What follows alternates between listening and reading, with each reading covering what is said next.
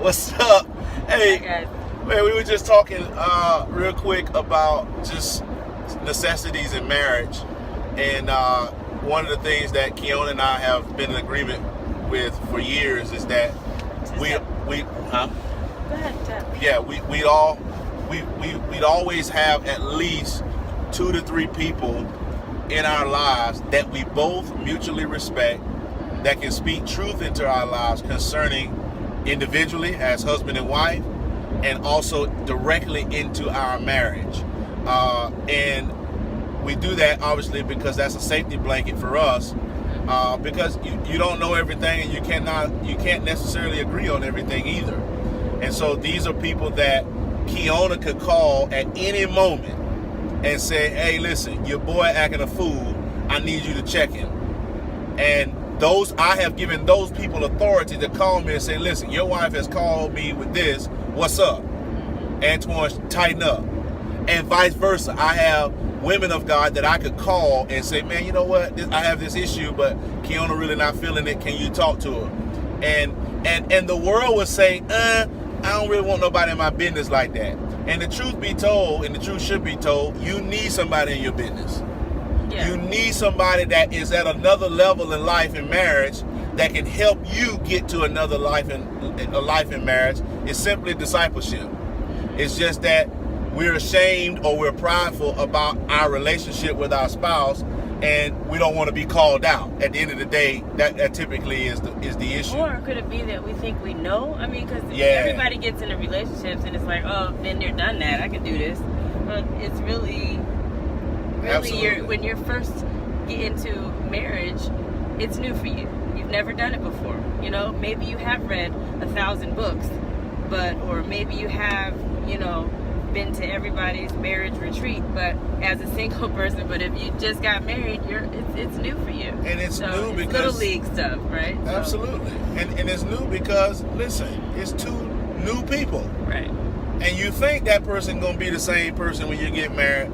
Every blind spot they got is gonna be magnified in that marriage. It's gonna be revealed and it's gonna be magnified when you say I do. That's just the way God set it up. Right.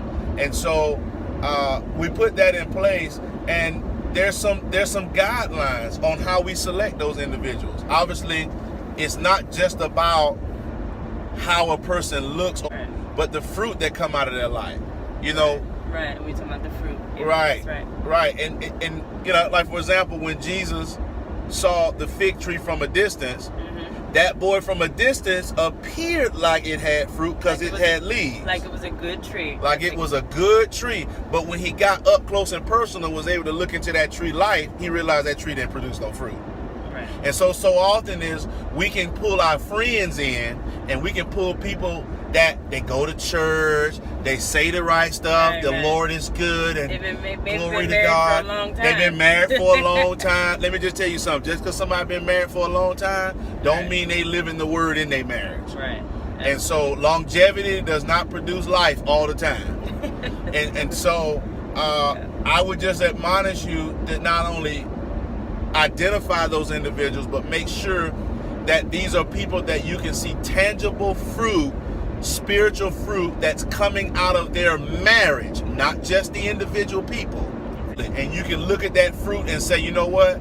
I want at least that fruit in my relationship. Right. Those are the people that you need to pull in and say, hey, listen, keep us accountable, check Right. us, encourage us when we need it, all of those things. So we were just talking about that.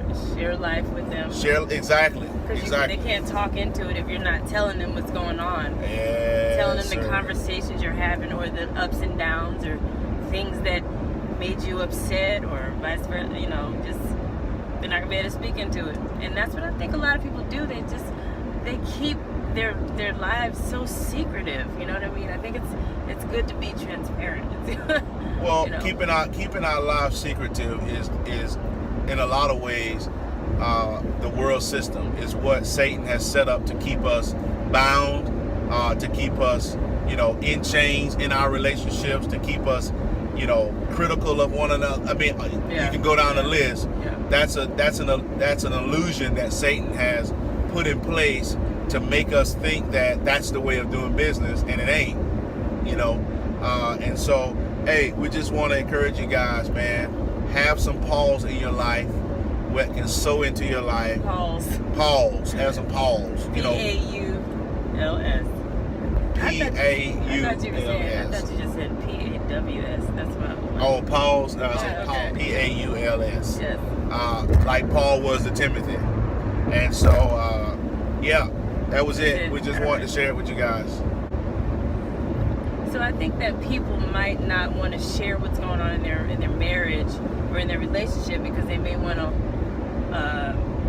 they may be afraid that the people that they're going to tell might judge them, Right. or even might go tell somebody else about it. You know, I don't know. I mean, because that's generally what happens Gossip. outside of the church. So I mean, In the church too? it happens in the church, but that's a given outside of the church. But in the church, you would think that you're not going to get that. So that's why I think some people are reserved or reluctant to let it to share. You know what I mean? But I think agree. That's Yeah, absolutely. I agree, and I think it's twofold when you look at it. One goes back to one of our previous videos of your desire to control the outcome. But that is coupled with the ideas that you need to pick the right person. Because here's the thing. If we're talking about people that you and your spouse both mutually agree and respect, then we already kind of got half the battle out of the way anyway. The next half of that battle is this couple producing godly fruit out of their lives? And is this somebody that we can look up to and glean information and advice and encouragement from? If you can get those two things out of the individual, then, and I'm not saying that this is necessarily an individual that you need to have such deep and intimate relationship with, because guess what? When the early church formed, they didn't know each other.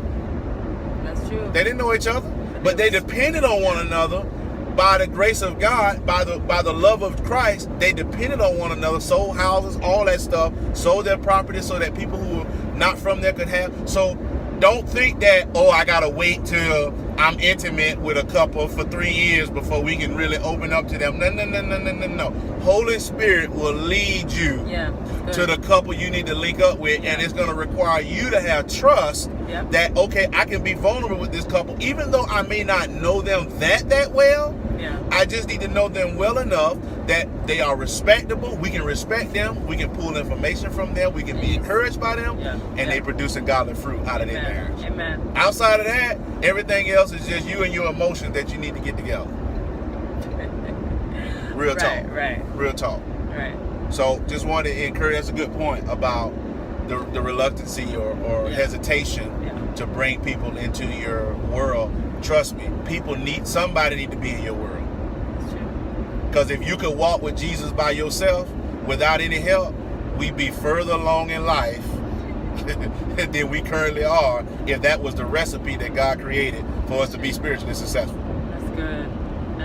That's good. That's probably a whole nother video. That's a whole nother video. We're going to do a video on walking with the Lord. Walking with the Lord. Okay, that's enough. All right. See ya. P-A-U-L-S. I thought you just said P-A-W-S. That's what I was. Oh, Pauls? No, I said Paul.